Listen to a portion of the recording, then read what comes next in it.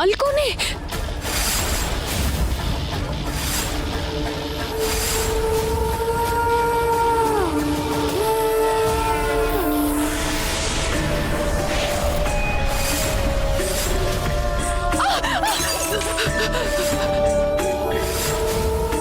কে তুমি?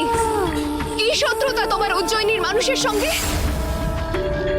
কেন তুমি মারতে চাইছো কোণেদের?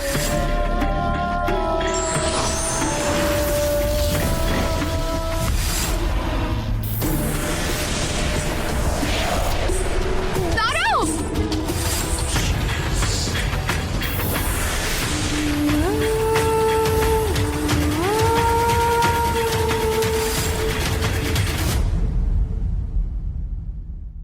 হে মহাকাল, রক্ষা করো!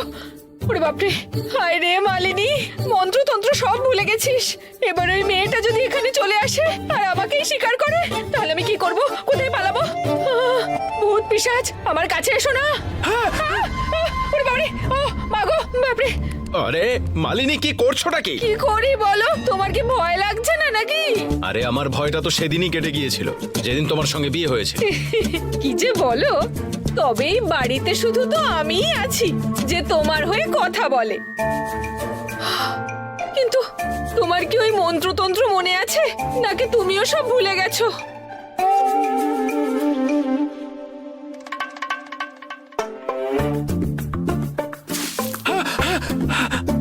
আরে মালিনী, কি করছো? কি মাথা খারাপ হয়ে গেছে নাকি? এই বাড়িতে একটু শান্তিতে ঘুমানো যাবে না নাকি? আরে যে ঘুমিয়ে থাকে সে স্বপ্নের দেশে থাকে, আর এখন স্বপ্নের দেশে থাকা মানে প্রাণ সংশয় হওয়া। তুমি কি জানো এখন ওই মেয়েটার পরবর্তী শিকার কে হবে? আরে ও একজন খুনি। আমার তো আর পিসির মেয়ে নয় যে আমার সাথে ও ডিসকাস করবে এরপরে সে কাকে খুন করবে। কিন্তু আমি জানি ওই মেয়েটা এই পরিবারের সব ছেলেদের শিকার বানাচ্ছে। দাদার পরে পরবর্তী নম্বর তোমার। এবার কি হবে? তারপর তো আমি সাজগোজ করতেও পারবো না। হায় কপাল! এবার এই রঙিন জামা কাপড় ছেড়ে আমাকে সাদা শাড়ি পরতে হবে গো। সাদা শাড়ি? সাদা শাড়িতে আমায় কেমন দেখাবে? ওই মেয়েটার থেকেও ভয়ঙ্কর। আচ্ছা, এই নাও। মালিনী, এত পছন্দ না লাল বউকে? তাহলে এক কাজ করো, যাও ওকেই গিয়ে তুমি বিয়ে করে নাও। আর হ্যাঁ, একবার গিয়ে ঘোমটা উঠিয়ে ওকে নিশ্চয়ই দেখে নিও, যাতে এটা বুঝতে পারো যে কার হাতে তুমি মরবে আর ওই মেয়েটাকে দেখতে কেমন। আরে মালিনী, আরে আমার কাছে সবচেয়ে সুন্দরী তো তুমি। আমি তোমার সঙ্গে মজা করছিলাম। ওই লাল কোণেকে তো আমি এই ছাদেই আসতে দেখলাম, তাহলে কোথায় গেল? আমার কাছে আসবে না, আমার কাছে আসবে না।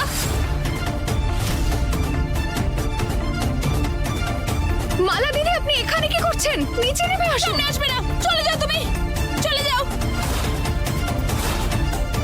দিদি, দিদি, দিদি নিচে নামো।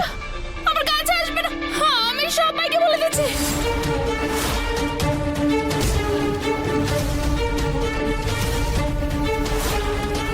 সামনে আসবে না, ঝাঁপ দিয়ে দেবো, এই বলে দিলাম।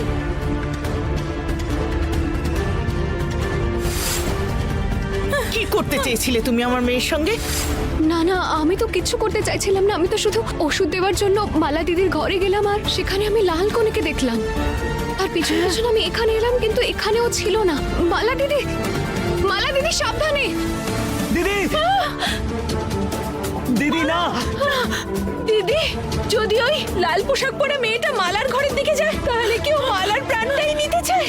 না না, মালা দিদির আমি কিচ্ছু হতে দেব না।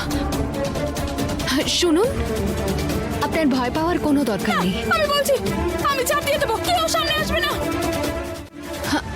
ঠিক আছে, আপনি ভয় পাবেন না, আমরা এগোবো না। আপনি শুধু নিচে নেমে আসুন প্লিজ। এটা খুব ভালো, প্রথমে সবাইকে বিপদে ফেলে তারপরে আবার বাঁচানোর নাটক করছে। দিদি শুনুন না, আমাদের মধ্যে কেউই আপনার কাছে যাব না, শুধু আপনি একদম নড়বেন না।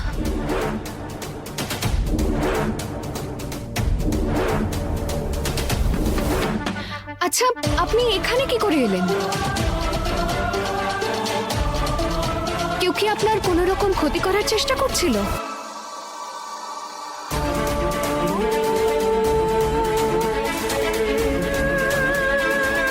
সে কি লাল কোণে ছিল? লাল কোণে, লাল কোণে, লাল কোণে। মালা, মালা তুই ঠিক আছিস তো মা? তপস্যা, আজ তোমার জন্য আমার মেয়ের প্রাণ বেঁচেছে। অনেক অনেক ধন্যবাদ মা। তোমার এই ঋণ কখনো শোধ করতে পারবো না। মালিনী, ওকে তুমি ঘরে নিয়ে যাও। দিদি, হে মহাকাল, আমাদের পরিবারে তো এই লাল কোণের প্রভাব বেড়েই চলেছে। না দিদি, বিপদ ওই মেয়েটা নয়, বিপদে প্রতিজ্ঞা।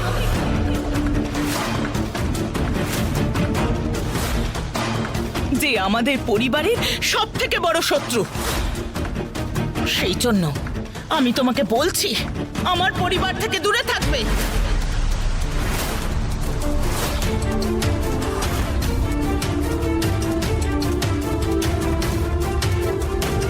প্রেম, অন্তত তুমি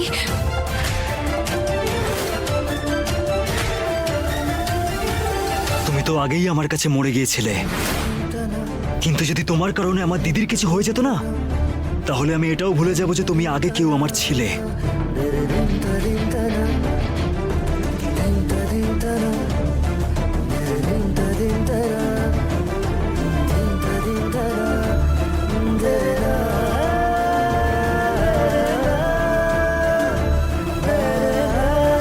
প্রতিজ্ঞা, এখানে তোমার কথা কেউ বুঝুক বা না বুঝুক, তোমার অবস্থাটা আমি বুঝতে পারছি।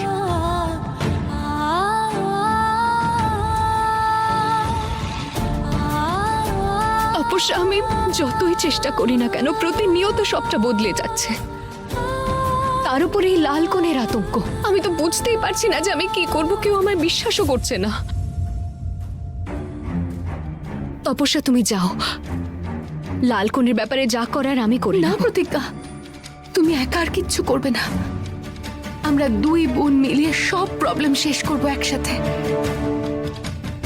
আমি এখন আসি। হ্যাঁ,